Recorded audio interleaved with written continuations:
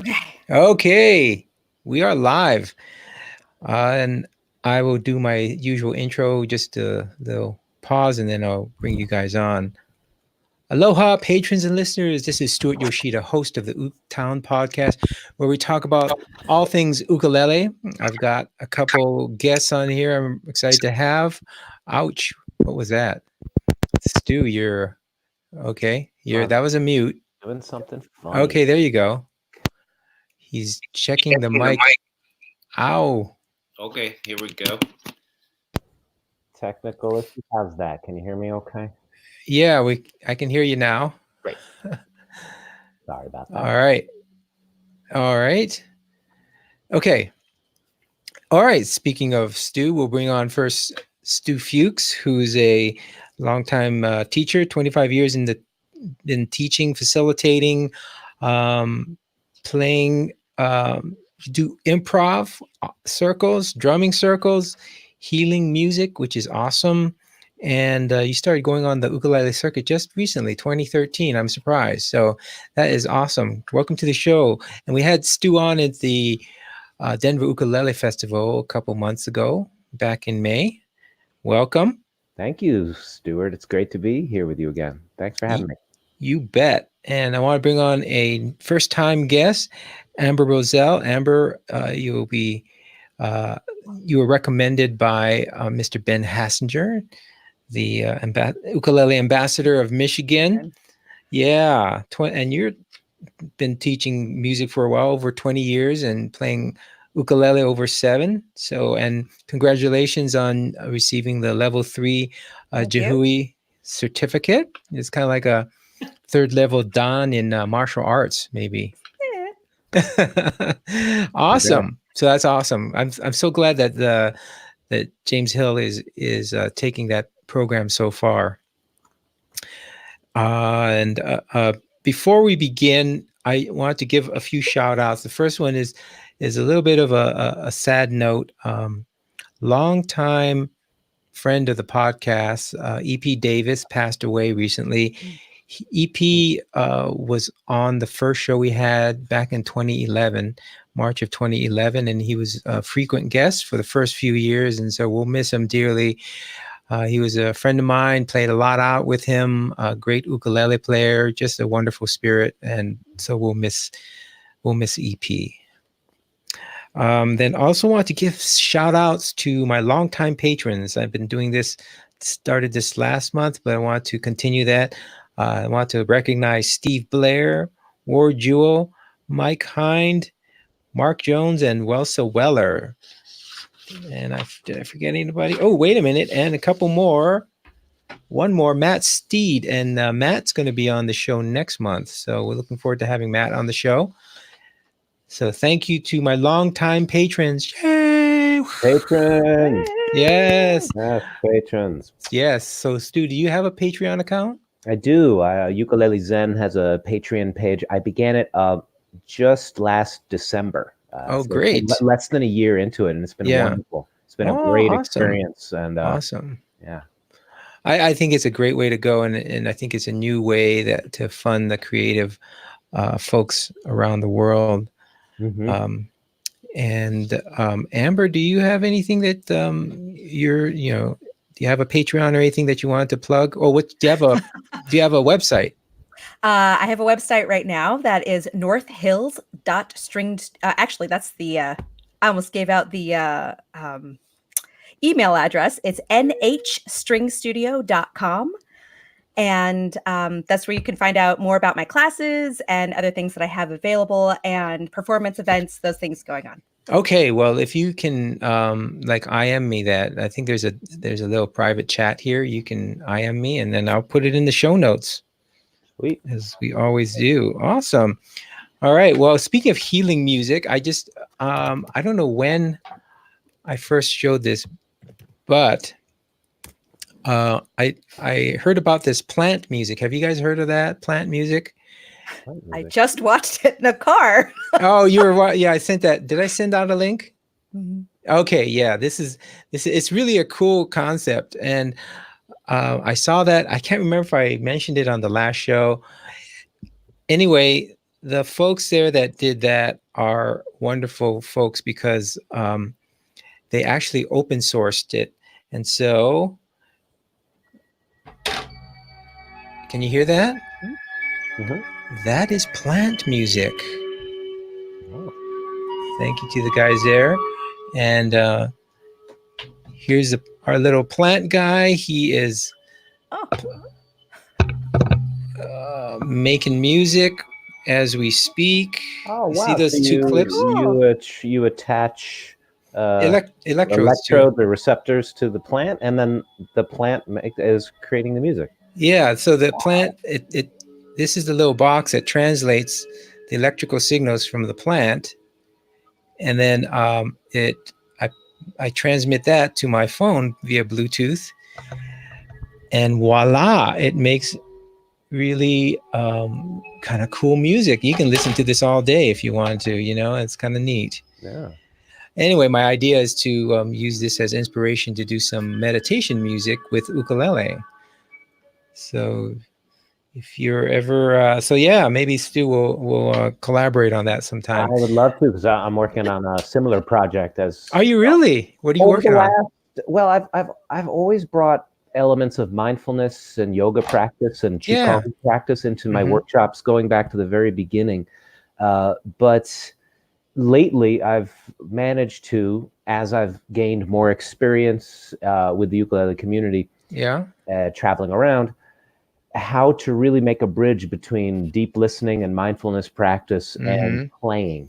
So we do this every year at a retreat that I lead at the Omega Institute. It's just north of New York City. It's a holistic center. We for 5 days we play. Really? It's all about playing ukulele. So it is all the elements of a standard uke event, but there are also all kinds of activities where we use. I share meditations, breathing exercises, ways of approaching the instrument as the anchor. Oh, you have to. We should work together on that. I would love to, because I do meditation practice. I try and do it every morning, but when I'm so busy on the way to work, sometimes it doesn't happen. But that is very cool. Yeah, very and cool. what's one of the things, I'll just add this quickly at the end here. One of the things that I love about the methods, and this is not to say one is better than the other, but the practices that I've learned through a teacher, Thich Nhat Hanh. Wait a minute. Buddhist master. Yeah. He was nominated by Martin Luther King Jr. in 1966 for the Nobel Peace Prize. His nonviolent resistance during the Vietnam War got him exiled from Vietnam for almost 30 years. Wow. But, Thich Nhat Hanh, or Thay's teachings, as his students call him, Thay's teachings offer ways of bringing meditation into every daily activity, how to bring an awareness, just an awareness of what you're doing. So even as you're driving, even as you're in a hurry, you can be aware of, I am in a hurry right now. I'm going to take good care of this sensation. Hold space. So anyway, we do that with the ukulele at my events and also at the retreats. Oh, I love it. Amber, is that something that you've experienced or delve into, any of the centering prayer or meditation practices? I always have to center myself before I go on stage. I have to center myself. Usually I start with an intention before I practice in anything. It doesn't matter which instrument it is. Just start with a good intention. Start with something calming and relaxing. Make sure I'm checking in with all up and down the body to make sure I'm ready to go. Oh, nice.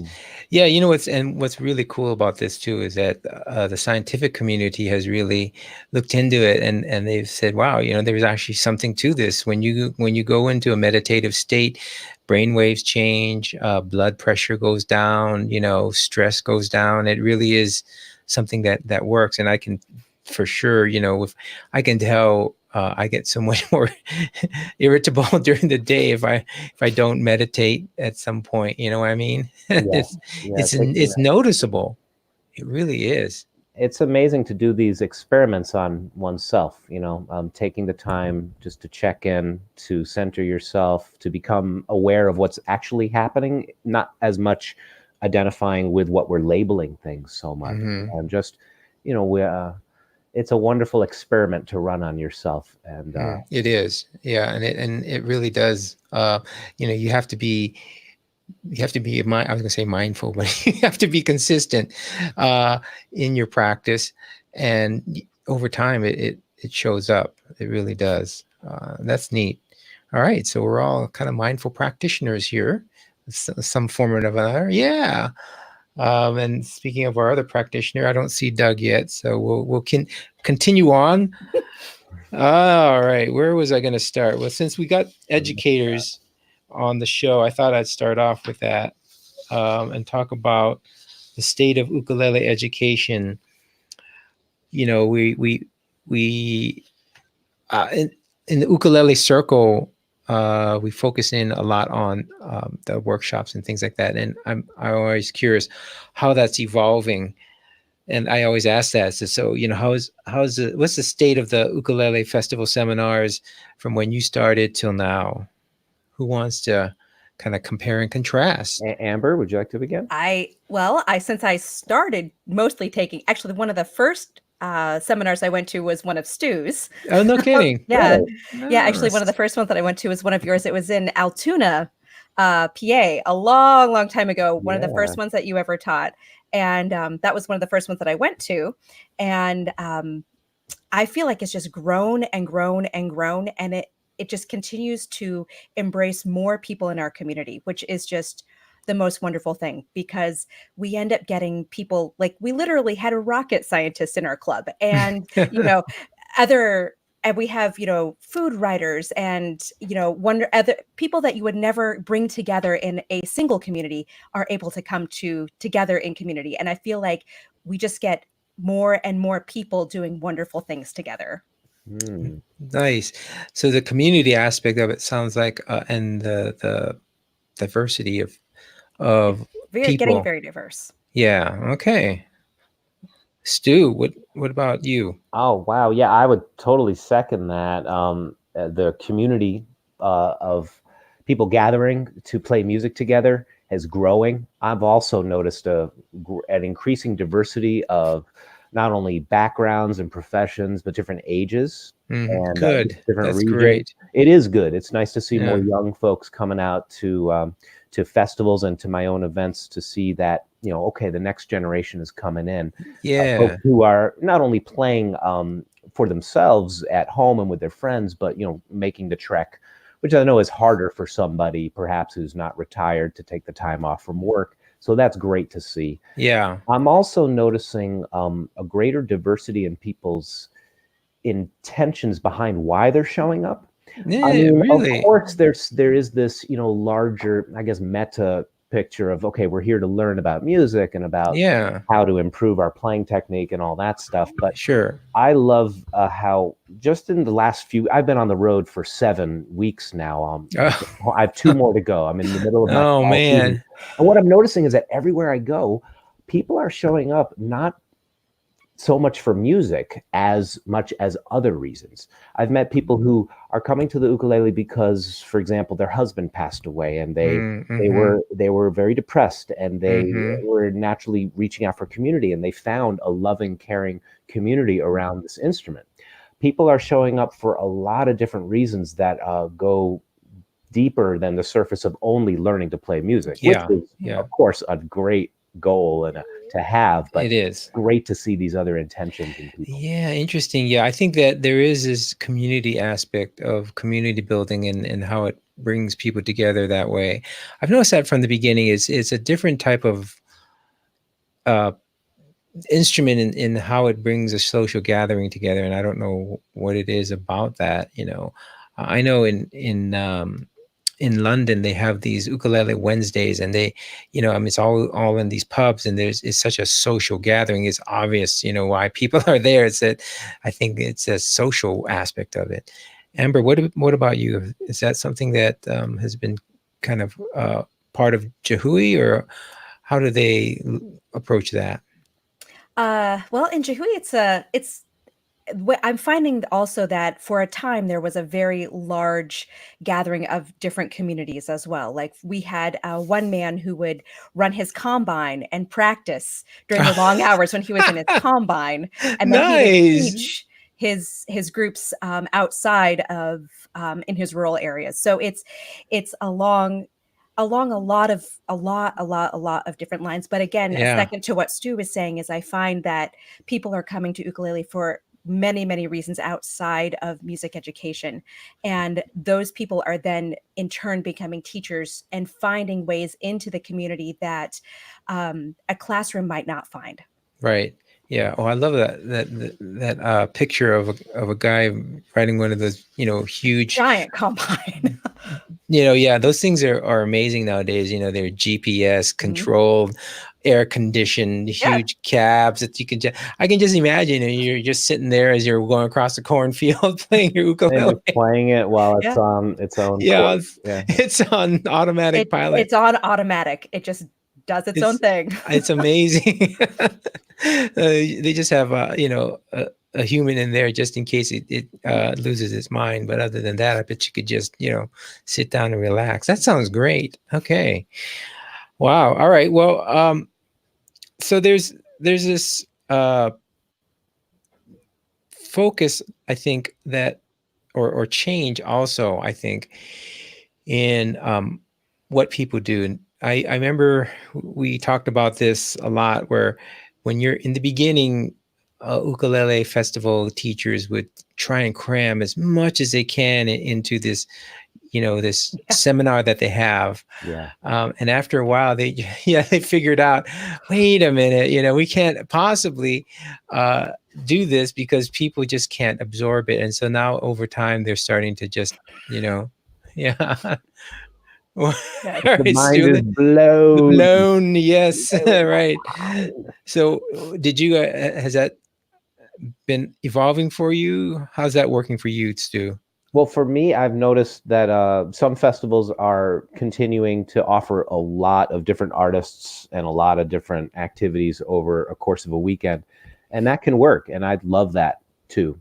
I've noticed that some festival directors, just in my conversations with them, are consciously choosing to offer less and to have more free space or alternative ways to use the time beyond only, an open mic and a sharing session. There might be other areas like a Q&A. And then for my own events, especially the Ukulele Zen retreat that I lead every summer at Omega Institute, is the feedback I get is one of the biggest bits of feedback is that they feel very relaxed afterwards because I consciously program a lot of space. Also, the way I teach is a lot more spacious, you could say, than even just like 3 years ago.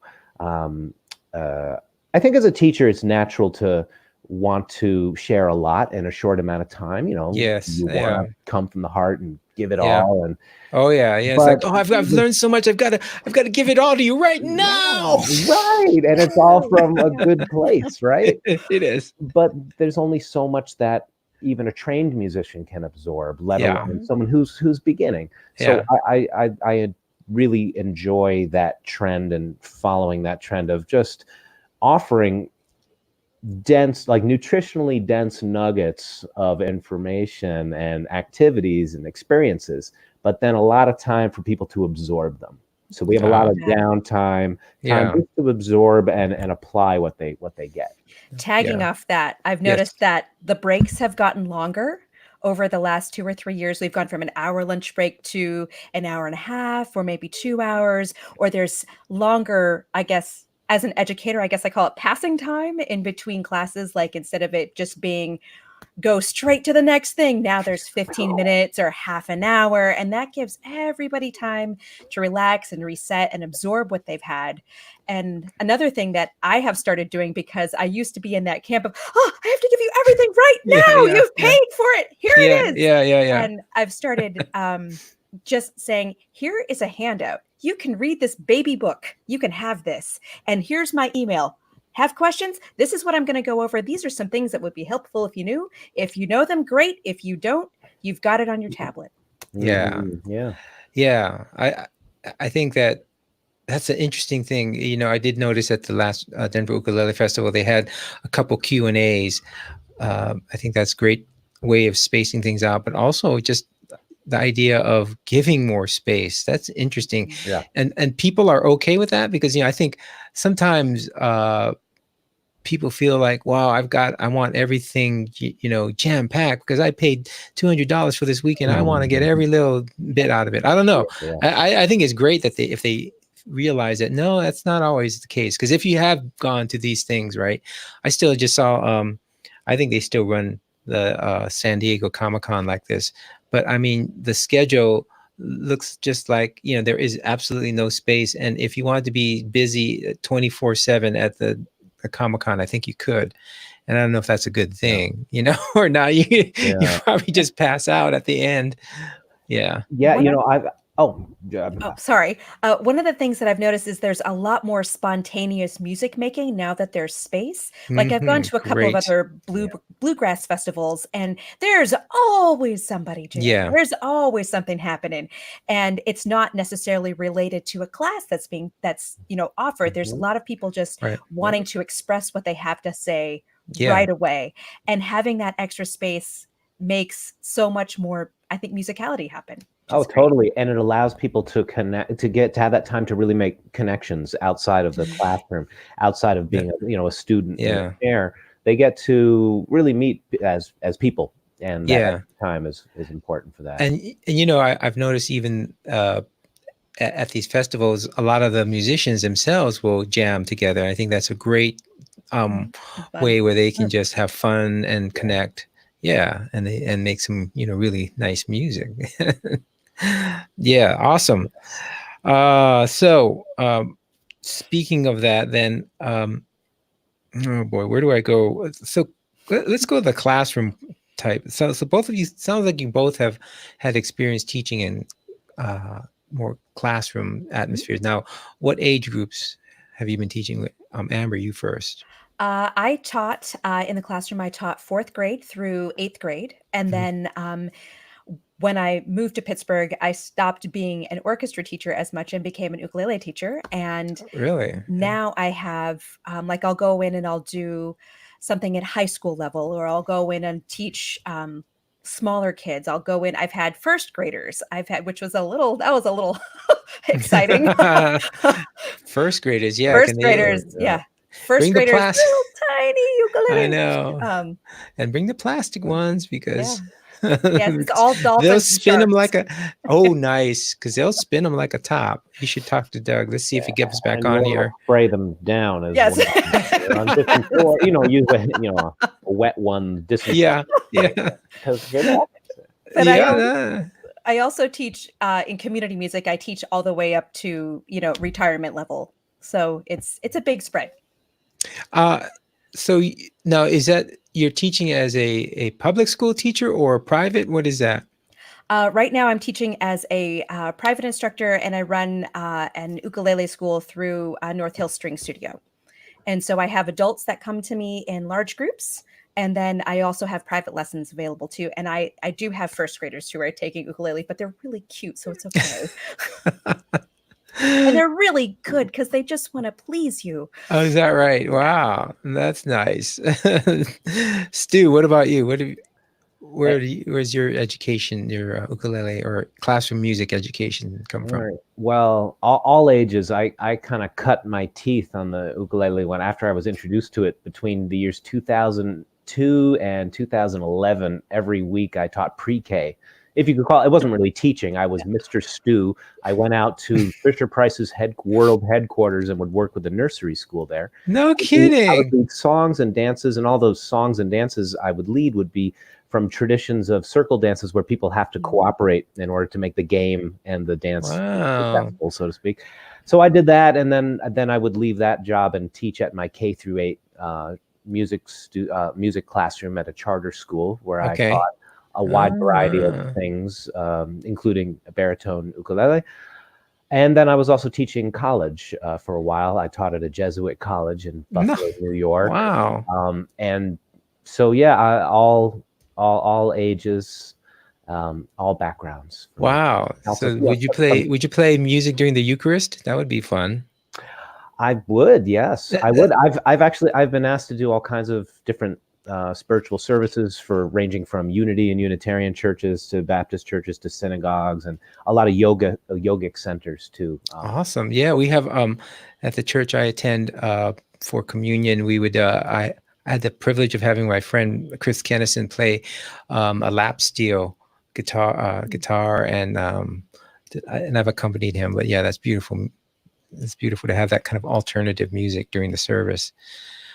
What is Doug is texting me? Amber is on the cover page of the North Hill String Studio website. Hey, cool. Nice.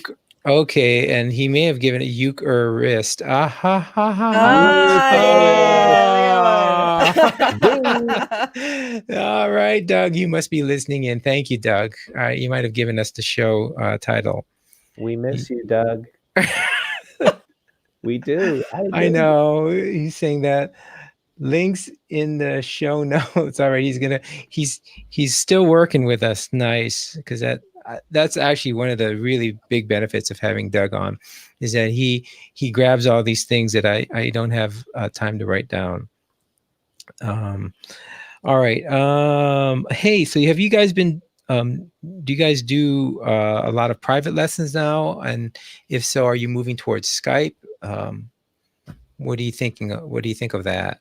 It's been a while since I've had a private studio. There was a time years ago where I taught a lot of guitar, classical guitar, jazz guitar. Now that I'm touring so much, not only with the ukulele but with another group I was working with, there hasn't been a lot of time, and also not the ability in my schedule to have a consistency. So I haven't been able to have a home in-person studio. For a while I was teaching people online. I like using the platform Zoom personally. Oh, is that right? Zoom is neat because Zoom allows the student to record, and what I do is not ask them to record the entire lesson, but we'll record short 3 to 5 minute assignments and wrap-ups of what I'm showing. Okay. So to make a long answer short, I do still teach a handful of online students, but there just isn't a lot of time for that consistency. So they tend to be students who already had a robust practice, and I meet with them maybe every 2 to 4 weeks. And I think that's a good thing to do. You know, if people are able to study on their own, but then every once in a while kind of check in and go, hey, I had these questions, and I need some tune up here and there. You're nodding, Amber. Tell me about what you do. Yeah, actually, there was a man who was coming to my house from West Virginia who saw a video of Stu's, you were wearing one of our ukulele club. I'm from the Steel City Ukuleles. Steel City. Steel City Ukuleles. And he was wearing one of our shirts for a video, and that's how he found me. And so he's been driving for 2 hours each direction from West Virginia. I'm like, we have to set something else up. This is too much. You can't, this isn't sustainable. And so we started doing some Skype lessons, but he has had a little bit of a schedule change. So now we'd have to find another spot for him. I really haven't done too many Skype lessons because of connectivity issues. I find a lot of times that, and also I'm a very hands-on teacher, and how I, especially when I'm teaching violin, and how I mold someone's hand or their body, or say, hey, can I just, tilt your elbow 2 centimeters this way, right, or something like that. Or, if I'm playing, ukulele, can I put your thumb here? Can I, do one of these things? And I always ask first, but it's a lot harder to, because of the age of my students. Sometimes it's a lot, because I tend to trend a little bit younger. It's more difficult to give a proprioceptive answer, in that they don't know how to move their bodies in the way that I'm asking them to move their bodies. Yes. Doug says, let me mold your hand. All right. That's a tricky thing. Isn't that a Beatles song? Okay. Ha ha ha. I want to mold your hand. I want to mold your hand. See, Doug is with us in spirit. This is what it would be like, except he would just be taught instead of me reading his text. Yeah, I think that is one of the most difficult thing is that when you're doing it remote, you have to think differently because you're used to going, it'd be all right if I show you how to do that and yeah, move your finger here, but now it's like, well, okay, now see that finger there, now move it, and you have to describe it in such a way until we get these virtual hands that will reach out from your screen or something and touch it for you, which by the way, that might happen. You never know. Let's feed everybody on planet Earth before we develop Right. that. I'll step right off my soapbox. All right. Okay. You're with who's it? Andrew Yang. Anyway. Yeah, I'm with whatever helps people to have a meal every day. There you go. Amen to that. Have you guys ever done a group lesson on Skype or Zoom or anything like that? I'm going to very soon for the first time, actually. Someone just emailed me from British Columbia. He has a group. His name is Mark Trevis. Mark, if you're out there, sweet brother. And he's asking if we could, just have a group. Now, this is going to be a different thing because it's what Amber describes, and I couldn't agree with you more, Amber. Not being in the same room is really tricky. Even with the most precise language, it's just, you really reach out and let me just tweak that little thing. So with doing this with a group of 7 people will be different. I'm going to approach it. We're going in a way where there's going to be some, assignment, if you will, given in advance. So there'll be a very clear guideline instead of a more spontaneous response to the student thing. It will be a very clear kind of curriculum for that.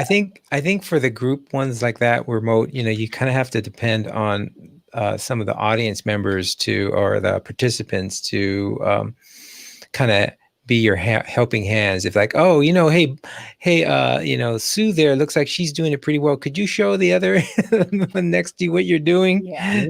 That's kind of you have to do by proxy, I think. Let's see what he says. Is that Mark Travis from the Coast Culture? What? Mark Travis from Sunshine Coast in British Columbia. Is that who he means? Yeah, from the Coast Cultural Alliance.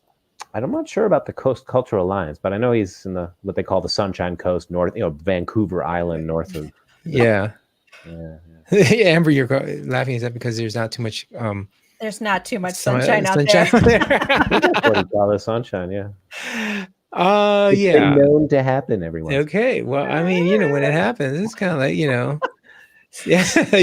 Have you some experience out there? Did you live out there for a while or something? Yeah, I lived in Washington and Oregon until I was 22, and then my aunt lives on Quadra Island, which is hi, Aunt Anna. She lives in Quadra Island, which is just inside Vancouver, and then her boys run fishing off the very tip of the island. Oh wow! So it's very far and very remote. Wow. It's sunshine. I don't know. No, they must rely a lot on. Do they have internet out there? They do, actually. They have a lot. It works. Believe it or not, it works. They probably, that would be the best thing. They could have a really good internet connection. Fishing, though, what do they fish for? Well, actually, I think they're moving out of fishing because they're looking for a more sustainable model of doing business. Yeah. I don't know why this just came to me, but have any of you guys tried the Impossible Plant? Yes. Good. It's so good. It is amazing. I was like, I can't believe I didn't believe it, the hype, but it really is. So I don't know if you're a vegetarian, Stu, you probably don't care because you don't eat meat anyway. But. Well, I'm my diet is plant-based. I did have one at the Boston Logan Airport. It's the airport you did? There's a Wahlburgers there, Mark Wahlberg. Oh yeah. And I had it, and I got to say, I could see how someone who wants the simulation of a juicy burger would find it very close. It was a little too close. It's very close. Yeah, it really is. Beet juice in it, so it's a little bloody. It's like, I like vegetables, but I'm so psyched that they found something that the folks who really crave meat would enjoy. I know, and they can't keep it. They can't keep up with production, I guess. Good on them. All right. They are tasty. They are tasty. I was amazed. So do you guys use is Kala still big into the classroom? Because I think that's one of the best things about Kala. You know, regardless of whether you know, they do a lot in China and all that. And they also really donate a lot of ukuleles, as far as I can tell. Any of you involved in that, or do you have another source of ukuleles? Because I'm sure teachers would love to know.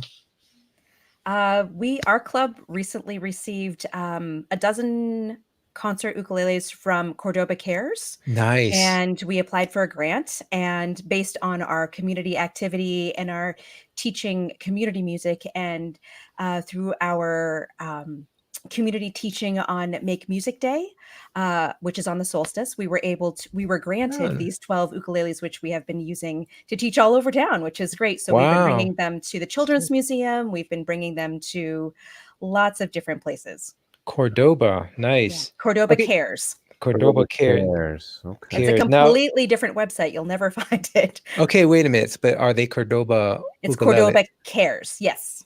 Okay. And they sent you, Cordoba ukuleles. Yeah. So the brand is Cordoba, but the website's Cordoba Cares. Mm-hmm. Okay. All right. Doug is grabbing all of this. I can see him. All this text keep popping up on my computer. That's good. Doug, thank you. Yeah, that is, that's a very smart thing, because come on, you know, when you're get more ukuleles in the classroom and you have a Cordoba, what are you going to want when you graduate or whatever? Get your own, right? Yeah.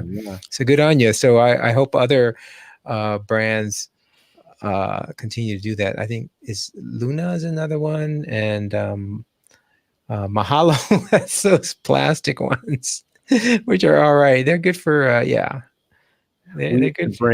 We used to bring some Watermans around the hospital, because especially in the bone marrow transplant units in the cancer hospital where I work, we would need to really disinfect things. Right. Yeah, you could dip that whole thing in iodine and it'd be fine. Absolutely. Yeah. Well, we would leave a ukulele with someone in their room for months sometimes. Nice. And when it was finished, when they were discharged from the hospital, we would just be able to disinfect it. So those plastic ones are pretty cool. That is cool. And with a nice set of strings on them, they got some nice pop. I am all over that. No, they did a really good job. I'm really surprised at how good they sound, being all plastic. Yeah. Really. Stay away from open flame. That's all.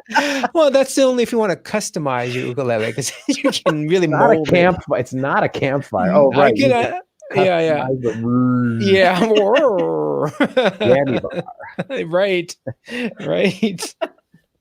Nice. I'm still trying to get I was supposed to have someone from a Ukulele Kids Club on. I'm still gonna try and get her on there on the show, but yeah, that would be really neat to now. But Stu, you mentioned anyway, sorry, I'm jumping around. Amber, did you have anything you want to add on that we were talking about? Was it about plastic melting ukuleles? Exactly.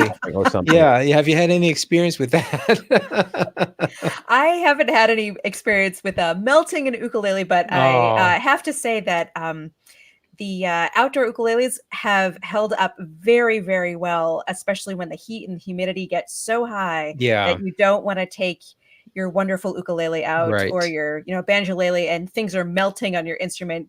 Those plastic ones have been withstanding the heat in the outdoor festivals. Nice. Well, now they're coming out with what am I thinking of?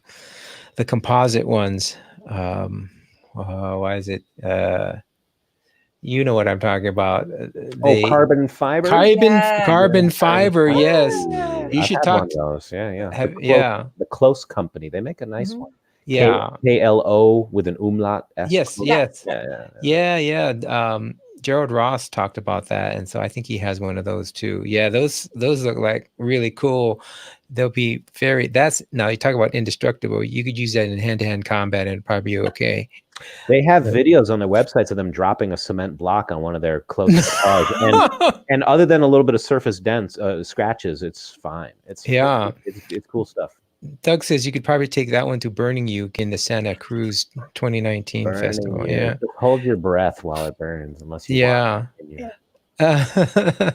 Have you been to Burning Uke? I think they're still having those. No? Okay. Who was that? Was it Andy Andrews, I think? Or was it Ben Hassinger? I can't remember. I think it was Andy. Andy Andrews, of course, from Santa Cruz, helped start the Burning Uke Festival. Gotta have Andy back on. Oh, okay. So here you go. What is your most unexpected classroom technique for learning to? And I'll give an example from Stu, which is he takes a fishbowl and puts in different ideas, and you grab them, and then I think it's for songwriting, right? Oh, yeah. I was wondering when you mentioned fishbowl, I was trying to remember what that was in your questions that you sent out. Yeah, so the fishbowl or taking a basket is fun. Sometimes I'll have 3 baskets. We'll pick a style for songwriting or improv. So R&B, sad, E minor. Okay, now let's write a song. Or you can right. all kinds of games. Yeah, I can't remember, but I know Spinal Tap thinks was it D minor is the saddest key of all. I can't remember. I believe it was D minor. Amber, are you a Spinal Tap fan? If not, you have to. Okay, you have to watch that. All right, go ahead. So, Amber, what are some of your techniques that are surprising, and maybe the kids or adults are like, oh wow. Well, one of the things that I've been using a lot, especially with my folks who are just starting improv and they're so afraid and they're so scared, I have been saying, okay, well, we'll take your pentatonic scale, choose one string. Just choose one string, or we'll pick the string out of a basket, or we'll pick, and then we pick how many beats they're going to do. Like if they're going to do 4, or they're going to do 2, or they're going to do 8 that they have to have their pattern over, or they're just little things like that. Or one of the other things that I really liked was take your card. These are your 3 notes, and then your handicap. This is sort of like a Ling challenge. Is you flip your card over and read those notes instead. Yeah. So turn your staff upside down. So it's a lot of fun just to see what happens and what comes out. Wow. I think those are all these kind of things, kind of take people out of their comfort zone, and that's really what you want to do, right? Yeah. Well, I enjoy connecting people to the original instrument, the one that we have to really learn, I think, first, and that's our voice and our hands, our body. Oh, okay. I thought you were going to say the recorder, and then the recorder, right? No, the sandpaper block. Oh, right. But we have those built in. Yeah. So what I'm getting at is one of the things, especially when I'm leading a workshop, teaching a class with a band arrangement of ukulele, is to get everybody to verbalize or use body percussion to play the music. So they really internalize the rhythm with a much more easier to play instrument, just moving the hands together. The interface between what they want to play and the action is streamlined or made more. There you go. And right. then people have a very much more playful experience with it. It's less of staring at the music stand and trying to figure it out, and more of, oh, I can do this. It's with my voice and my hands. Then we play that as if we forgot our instruments at home and we're just playing it around the campfire with our voices and hands. Then when we pick up the instruments, boom, the music is so much more together. In a lot of cases, it just kind of spills out of the instrument. It's really fun. So and it's a very meditative thing too, because people are really in their bodies as opposed to not there's anything bad about figuring it out. I have to do that. Everybody has to, but there's something more direct and being in the present moment. When I think that's a great, to experience the connection with your body first, and then when you have your instrument in your hand, because you're kind of like one space removed when you're using a ukulele, whereas with your body, it's part of you, literally. Yes, exactly. So somebody could say, boom, boom, boo doo. Yeah. Boom, boom, boo doo. Much easier than counting 1 and 2 and wait, where was the accent? It was on right. Let me write that down. And that's wonderful to do. I like to do that after we have an experience of just being musical with it. Yes. Yeah. It's my thing. Right. Yeah. Awesome. Yes, it reminds me of Boom Boom Washington, where he'd be boom, boom, boom, boom. And, oh, you play the bass? No, I just go boom, boom, boom, boom. Boom. Anyway, Boom Boom all right, Washington. I got to write that down. that is from check out Welcome Boom Back, Kotter. Do you remember that show?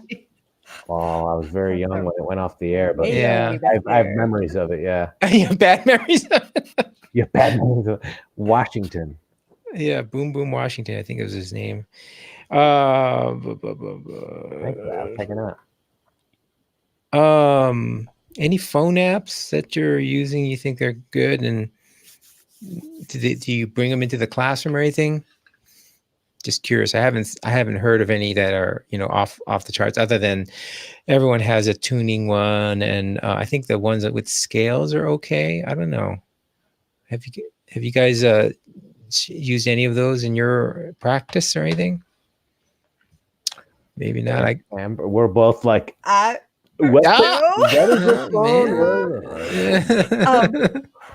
One thing I do, excuse me, I was just going to say, the only really one thing, and I know there's many out there that maybe I ought to explore. I tend to be a bit old-fashioned with things.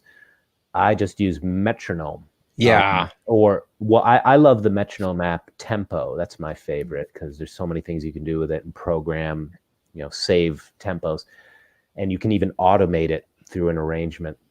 So it varies. It varies throughout the arrangement. You can you can say, like, if it's a very specifically through composed piece, you can program. Okay, at 1 minute and 10 seconds, we're going to nudge up the tempo from 72 to 80, it's nice. So Tempo is probably the extent of what I use. That and Brazilian Drum Machine. Sometimes I'll use that. That's an expensive app compared to other apps, but it is so Brazilian. Which connected to like a wireless Bose speaker, and it's a party. I mean, it's very, very fun. What's it called? Is it called literally Brazilian Drum Machine? I believe it's about $25. Okay, Brazilian. One other one. See, I do use my cell phone. Look at that. Oh, by the way, is it Frozen Ape Tempo app? Is that the one? Not Frozen Ape. I've heard of Frozen Ape, but okay. Well, that's the other one I love is iTabla Pro, which is something that iTabla Pro is what Indian classical musicians use. It has all kinds of drones, talas. It simulates tabla and tampura accompaniment. Very amazing app. The one I have is Drum Jam. So yeah, for someone who doesn't use apps, you sound like you use a lot of them. That's it. I swear. That's it. That's all I do. That's all. All right, what about you, Amber? I was going, I have to look through here and find out what I have.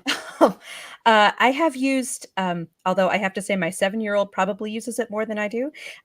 She likes using Oxy sometimes to set beats up because it's really drag and drop with colored blocks that you can use to put in to run like just a loop of beats that she can play along with. She likes that. I do use what else is on here that I use? I started using something called Metronaut with some of my other students, and not some of the early Suzuki stuff can actually be really well translated to ukulele, the Suzuki violin, if you are working in the key of D. And it's on Metronaut with backgrounds and all sorts of really fun stuff. So I'm not familiar with the Suzuki. I mean, I've heard of the Suzuki method, but tell me a little bit about that in relationship to the ukulele here. Well, Suzuki is a string method that starts with, you can start it in the womb with listening, but you can, it's a lot of listening. It's mostly learning to play by ear first before you get any sheet music in front of you. So a lot of Suzuki students are excellent ear musicians, and then they get the paper later on. And then they become, more well-trained after that with other kinds of training.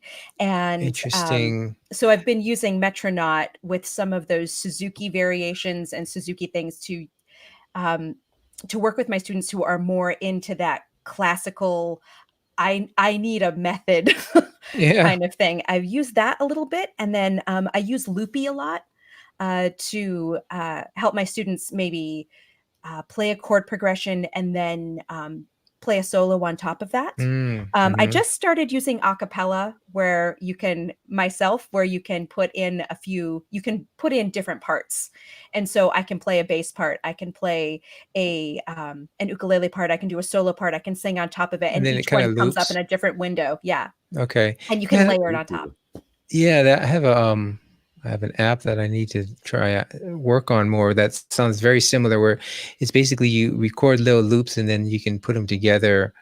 And where is it? And acapella will do the video too. Oh, okay. Oh, where is it? Anyway, yeah, cool stuff. It's pretty neat.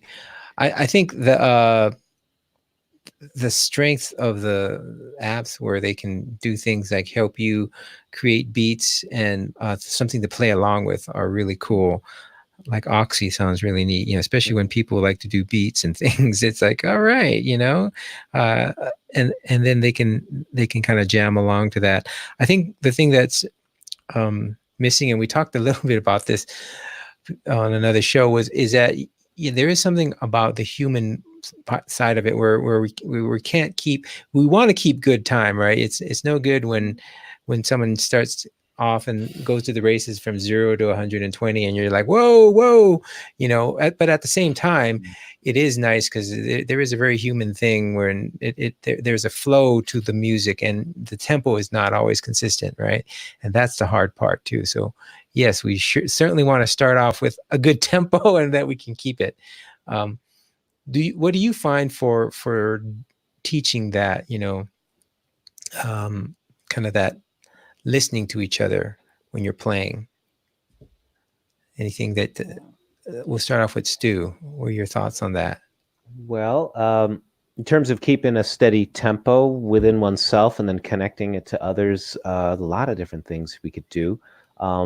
At my retreats, we do a lot of clapping games and a lot of a cappella music where the feet stomping and different ways of, you could stand in a circle and clap hands. And there's a way to arrange the patterns where the hands, like let's say there are 4 people facing each other, the center of the circle is free, and then the other people's hands come in.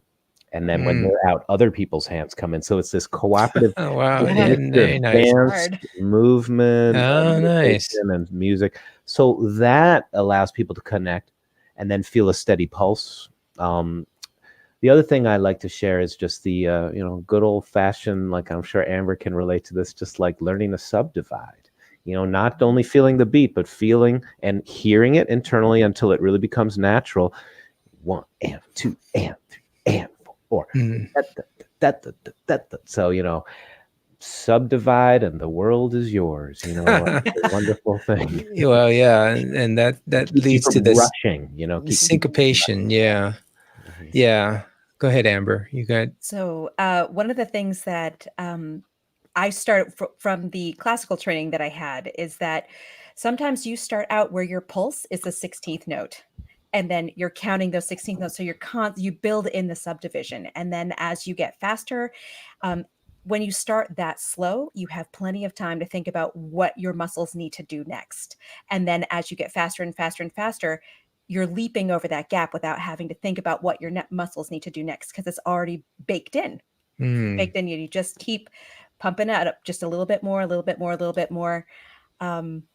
One of the things that I find is just identifying those trouble spots in the music, where if you're playing from the paper, or you're playing, even if you're not playing from the paper and you're playing something where you have to move your hand far up the fretboard really quickly, or just practicing the music around those leaps or around those areas. Usually it's the parts where people get nervous, where it speeds up or where it slows down. Yeah. And it's getting over the hurdle of those nerve-wracking places.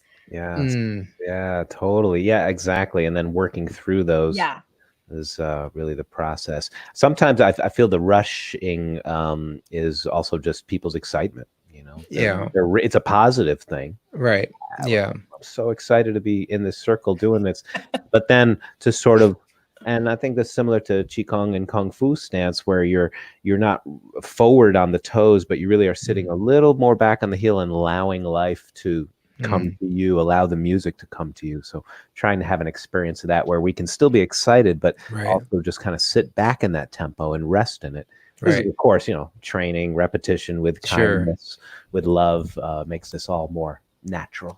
I think the most connected part of that is when the group together is feeling a tempo, and they're not necessarily rushing, but they know that this is a part where we can increase the tempo a little, but they're not, but they're doing it together, and then they know, well, we're slowing it down, and this and that is like Zen. When people in a group is that connected and they can do that, that's pretty cool. I find that connection really comes a lot when you're in tune to your own body, and then you're also watching other players' body language. Playing in a string section, we're watching all the time for the person in front of us and ahead of us, and we're listening from behind to really connect. I mean, how do you get 16 people to move together like a school of fish? It's pretty amazing. And so it's one of those things that just constantly watching for that energetic connection between your body and somebody else's body. Nice. And by the way, Doug talks about Rush like Tom Sawyer. Did you get that from Rush? Thank you, Doug. The Russian collusion. No. All right. There was no rushing. There was no Russian collusion. All right. What's your dream gig for an educational outing? On a boat, on a train, on an island, on a plane, with Dr. Spock. Yeah. I feel like this is a Dr. Seuss thing. It is. It's a Dr. Seuss poem. I've been on cruises the last 3 years in a row. This year we're taking a break, but Little Rev and I have led a Caribbean cruise. So facilitating on a boat is fun.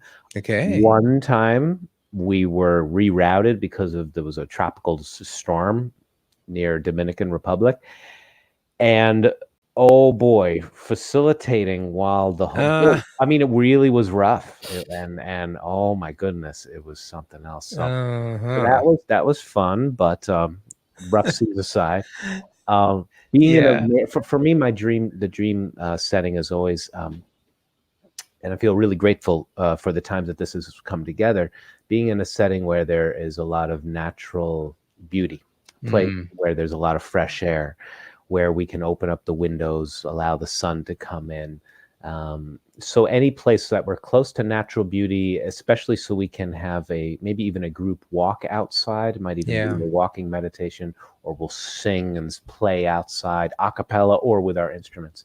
So any place in nature is really my dream. Nice. Amber, what about you? Maybe something that involves all of those things to then get outside. So a plane, a train, a boat, all of those things would be lovely. And then as long as we're able to do something, a second to that with Stu is fresh air. Yeah. Fresh air is something good for the soul. Yeah. They have this retreat. They used to have it every year. I think they started up again in Hawaii, where is it the Cosmero brothers? They have like a week-long immersion in Hawaiian culture and music, and it's always in a beautiful outdoor setting, where you would, you just go outside and they jam and learn hula and ukulele and steel guitar. That'd be awesome. I would love that. I'd love to go to that. That sounds good. Yeah, and James Hill has been to it before, so you should talk to him about it, Amber, next time you see him. How's James doing, by the way? I still haven't been able to get him on, but is he? Sounds like he's keeping busy. He is keeping very busy. He is revamping his 2 streams of work, I guess. He's actually having a huge announcement this evening, actually, I think in about an hour, maybe 2 hours, I've forgotten, where he's changing his ukulele way system of teaching and also his ukulele in the classroom teaching, and making the streams a little bit different. And then also, I think pushing ukulele way just a little bit more than the ukulele in the classroom, although both routes are wonderful. Okay, so the ukulele way meaning more of the online. Yeah. Yeah. So, which is interesting. So, what would be take the place of the classroom? Is he still trying to push that, or is it just kind of like an adjunct to that? It's an adjunct to that. He's not replacing it. It's just Yeah. becoming the platform is changing. Okay. Yeah. No, I think that's cool. I would love to redo my website because I'm focused more on podcasting now, and the website still looks like I give a lot of lessons, which I've kind of gone away from. I find this format is really fun and nice and educational at the same time. All right, so let's take a break here and just talk about what things you guys are doing. Stu, what's your latest projects, your next concert, what else, or whatever else is coming up? Well, I will be on the road next week at Virginia's Ukulele Festival at the Glen Allen Cultural Arts Center, so near Richmond. Really excited to go back there. It's, I think, my second time there. Then I'm doing a short tour of Florida, and then that will end my I'm doing a date in the Orlando area and also in Kissimmee at a yoga center. Cool. And that will end my 2019 year. It's been a wonderful year. Looking ahead, the Ukulele Zen retreat is happening at the Omega Institute for their Arts Week for the 5th year in a row. We love going there. It's an amazing center. It's one of the world's top holistic centers. It really is an honor to be there. People like Eckhart Tolle, Oprah Winfrey has Bobby McFerrin leads a retreat there. Wow. So it's a wonderful facility. And while we're doing our thing, you're part of a whole arts week. So you can dip into other classes. There's everything from circus arts to, watercolor and photography. So there's all kinds of things going on there. So that is, if you're interested, my website is stufuchs.com. It's on my calendar. Apart from preparing for that, I have composed a lot of new songs. I'm not quite ready to let the lid off of them and play them live yet, but I'm going to be recording them, and really look forward to having a new record out in 2020. Awesome. Where do you record? Where do you record it? At home, in a studio? I usually record in a studio, and then I'll do some overdubs at home. I have a pretty nice interface here at home and a nice, quiet, good sounding room. So I'd like to make 2 recordings. One would be something I might even call Ukulele Zen, and it would be a meditative piece of. It would be, my dream would be about an hour of seamless music. So there might be track markings, but it would just be an hour, so you could put it out, just lay back and lay down on your couch. My goal is that people fall asleep to my music. Right. And then the other disc would be more of my style of, eclectic mixture of based with classical and ukulele favorites and chord solos and my own original tunes. Awesome. Well, we'll get those links in there. Sorry, I was just going to say the other thing is that I'm going. My YouTube channel, Ukulele Zen, still putting out videos every week, and I love the support of the patrons. Not only is the support allowing me to continue to make content, but it's just wonderful to connect with people and to answer questions in the comment section. I also offer a monthly play-along jam track. So for patrons, cool. At every level, you not only get the song sheets and things like that. Some patrons at other levels get extra perks like extra lessons, but everybody gets access to a jam track. Yeah. So neat. Give you something to practice along with. Yes. There's always 2 versions. One has a talk track, so it'll let you know a few measures before. Here comes the verse, 2, 3, 4, and then there's a version without the talk track. You can just jam and let go and So, nice. So those are the things I'm working on. Awesome. Amber, what's going on with you? I'm working on an album of covers and originals, which I'm very excited, hoping everything will be complete and pressed by April. I'm really hoping. Nice. Okay. Now, when you say press, where vinyl's coming back, are you thinking of vinyl? No, just a few CDs. CD. All right, cool. A few CDs nice. Some digital stuff. It's all good. I'm just, when people say press, right? I mean, now they can literally do that again, which is amazing. Well, great. So you're going to come out hopefully in April? hopefully for April. Yeah. And I'm doing a lot of local shows, mostly with the Children's Museum here locally, and just a lot of local shows here in Pittsburgh, Pennsylvania. Nice. All right. Well, so good to hear. And I think if you have an nhstringstudio.com, is that your website? Yes. Okay. All right, good. And if you have any other links you want to send me, feel free to do that. Okay. Yeah. And for myself, I just want to thank again my patrons and listeners. I'm really striving for getting up to 2,000 subscribers, listeners per month, and that would be awesome. And the way, whether you support me or not, the best way to support what my intention is to share this podcast with people, tell them about it, especially if you find it valuable, and say, hey, if you're starting off with ukulele, or you're experienced ukulele player, I think everyone finds something good in this, and all kinds of fun with Doug, especially. He gives so much life to the show. So thanks everyone for being a patron on there and a listener. If you do want to support the show, please go to patreon.com/OokTown, OOKTOWN. You can find the link there in the notes. Doug's given me something. What should I say? November meeting. Oh, wait. Okay. So, and Doug wants to send a message out. Next month's Denver Ukulele community will be on November 16th, and songs to be thankful for. So thankful songs, because it's a good season for Thanksgiving. Thank you, Doug. Did I miss anything else? Let's see what else Doug had in there. He said, stew is awesome. Russian people play together all the time with no problems. All right. All right. Thank you, Doug. All right. All right. You're awesome, Doug. You are awesome, Doug. Thank you for your support. Okay. Well, I have run through my topics. I thank you so much. Is there anything else that you had thought of or wanted to bring up before we head on out? Go ahead, Stu. Okay. I was passing it on to Amber. Oh. But I'm good.